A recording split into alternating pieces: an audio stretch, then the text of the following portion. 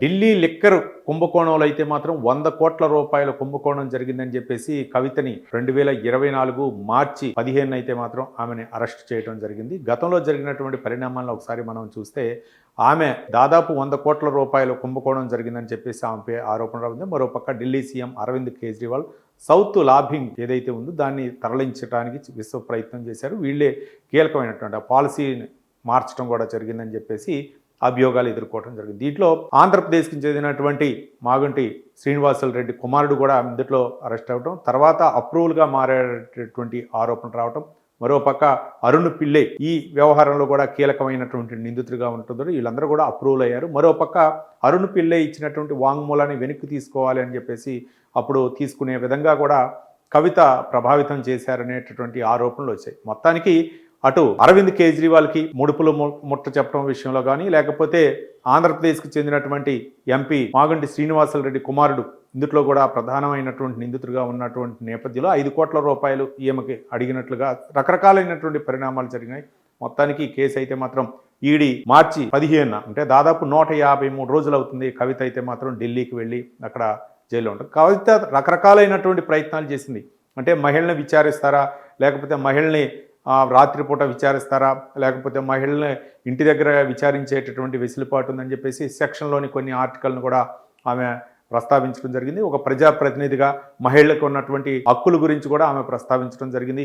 ఈ కేసులో అంటే పలాని కేసులో పలాని వాళ్ళని విచారించారని చెప్పేసి ఆమె తరపున ఉన్నటువంటి అవకాశాలని ఆమె అయితే మాత్రం బాహాటంగా చెప్పడం జరిగింది. ఇది ముమ్మాటికి కక్షపూరితమైనటువంటి చర్యలు అని చెప్పేసి గతంలో వాదించడం. మొత్తానికి అయితే మాత్రం ఈడీ ఆమెని అదుపులోకి తీసుకోవటం, ఈడీ అయితే మాత్రం ఆమెను అరెస్ట్ చేయడం జరిగిన పరిణామాలు. తర్వాత సిబిఐ కూడా ఆమెని అరెస్ట్ చేసినటువంటి సందర్భాన్ని చూసాం. ఇక మొత్తానికి అప్పటి వరకు నుంచి కూడా మార్చి 15 నుంచి కూడా ఆమె తిహార్ జైల్లో అయితే మాత్రం ఆమె ఖైదీగా కొనసాగారు. అయితే ఈ యొక్క శిక్షణ ఏ విధంగా వచ్చింది, ఎందుకు చేయాల్సిన పరిస్థితి ఏర్పడింది, ఆమె అంటే రాజకీయ కారణాలు పరిణామాలు ఏ విధంగా చోటు చేసుకున్నాయో ఒకసారి కనుక మనం పరిశీలిస్తే, అంటే ఆమె చేసినటువంటి కుంభకోణం అంటే 100 కోట్ల కుంభకోణం చేశారు. అలాగే ఢిల్లీ సీఎం అరవింద్ కేజ్రీవాల్ ఈమె కలిసి ప్రభావితం చేశారు అనేటటువంటి ఆరోపణ నేపథ్యంలో సాక్షుల్ని ప్రభావితం చేసేటటువంటి అంశం ఉంది అని చెప్పేసి ఈడీ అవ్వచ్చు, లేకపోతే సిబిఐ కూడా చేసినటువంటి అంశం. అయితే పిఎంఎల్ 45(1) సెక్షన్ ప్రకారం అయితే మాత్రం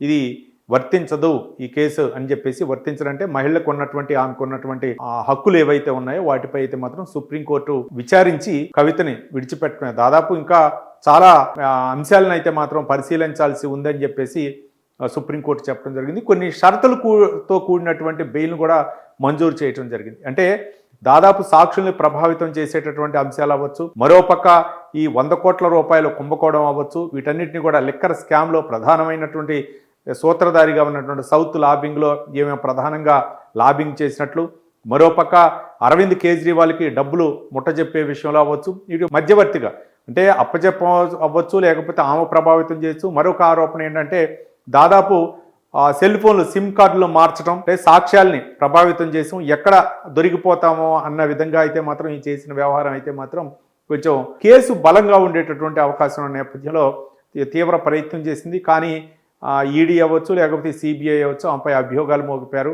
కానీ ఇప్పటి వరకు కూడా కేసులో మెరిట్ లేదు అన్న ఉద్దేశంతో సుప్రీంకోర్టు అయితే మాత్రం 45(1) సెక్షన్ అయితే మాత్రం ఈమెకి వర్తించదు అనే విధంగా ఆమెకైతే మాత్రం బెయిల్ మంజూరు చేయడం జరిగింది. మొత్తానికి ఈ వ్యవహారంలో అయితే మాత్రం రాజకీయ ప్రమేయాల గురించే తీవ్ర చర్చనీయాంశమైంది. ఇప్పుడు కవిత గత అసెంబ్లీ ఎన్నికల తర్వాత ఆమె అరెస్ట్ అవ్వలేదు. అయితే దీనికి బీజేపీ తోటి బీఆర్ఎస్ టైఅప్ అవ్వటం వల్లనే ఈమె అరెస్ట్ అవ్వలేదు అనేటటువంటి ఆరోపణలు వచ్చాయి. పార్లమెంటు ఎన్నికల ముందు అయితే మాత్రం ఈమె జైల్లోనే ఉన్నారు.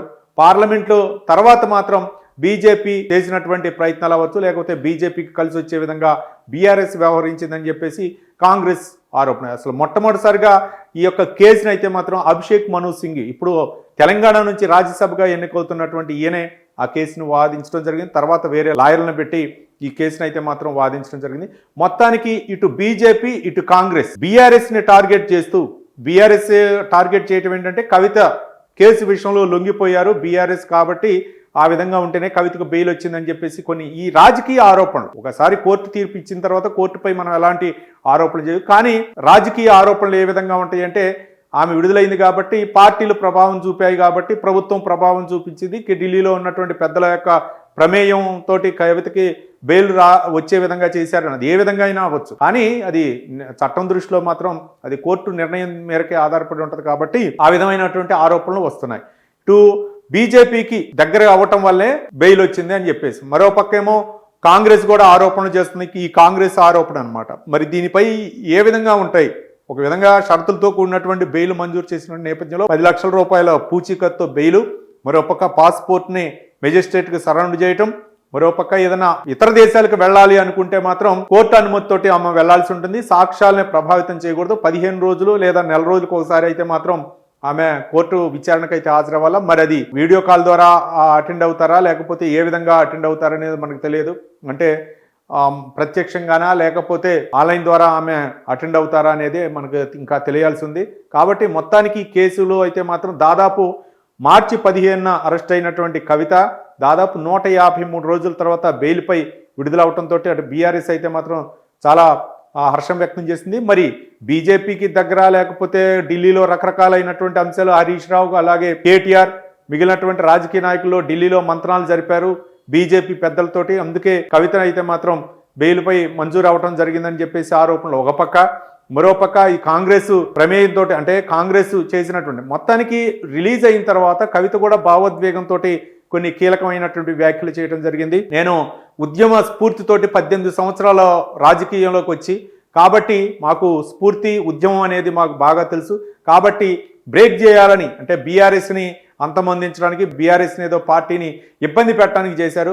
కానీ మేమైతే మాత్రం వెనక్కి తగ్గేదే లేదు. అసలుకి వడ్డీ కూడా తీరుస్తాం, వడ్డీకి వడ్డీ కూడా తీరుస్తాం అనే విధంగా కవిత అయితే మాత్రం వ్యాఖ్యానించడం జరిగింది. మరి కవిత వ్యాఖ్యలు అవ్వచ్చు లేకపోతే రాజకీయంగా ఎలాంటి పరిణామాలు చోటు చేసుకోబోతున్నాయి, రాజకీయ విమర్శలు ఏ విధంగా తావిస్తారనేది రానున్న రోజుల్లో తేలనుంది. మరోపక్క ఇదైతే మాత్రం బీఆర్ఎస్ పార్టీకి ఇది ఒక మంచి ఊరట అనే చెప్పవచ్చు. ఇన్ని రోజుల తర్వాత బెయిల్పై అంటే ఒక విధంగా చెప్పాలంటే అటు ఢిల్లీ సీఎం అరవింద్ కేజ్రీవాల్ కూడా ఇప్పుడు జైల్లోనే ఉన్నారు. కాబట్టి అంటే ఆరోపణలు కొన్ని మధ్యలో ఒకసారి బెయిల్ కూడా ఇవ్వటం జరిగింది, తర్వాత మళ్ళీ అదుపులోకి తీసుకోవటం జరిగింది. ఈ విధమైనటువంటి పరిణామాలు జరుగుతున్నటువంటి తరుణంలో బీఆర్ఎస్కి అయితే మాత్రం ఇది ఒక మంచి ఊరటనే మనం చెప్పవచ్చు. మరి రానున్నటువంటి రోజుల్లో మరి రాజకీయంగా ఎలాంటి అంశాలు చోటు చేసుకుంటాయి తెలంగాణలో, మరి బీజేపీకి బీఆర్ఎస్కి ఉన్నటువంటి సత్సంబంధాలు ఏంటి, మరోపక్క కాంగ్రెస్ ఆరోపిస్తున్నటువంటి ఈ ఆరోపణలు ఎంతవరకు స్పష్టత వస్తుందో మనం వేచి చూద్దాం.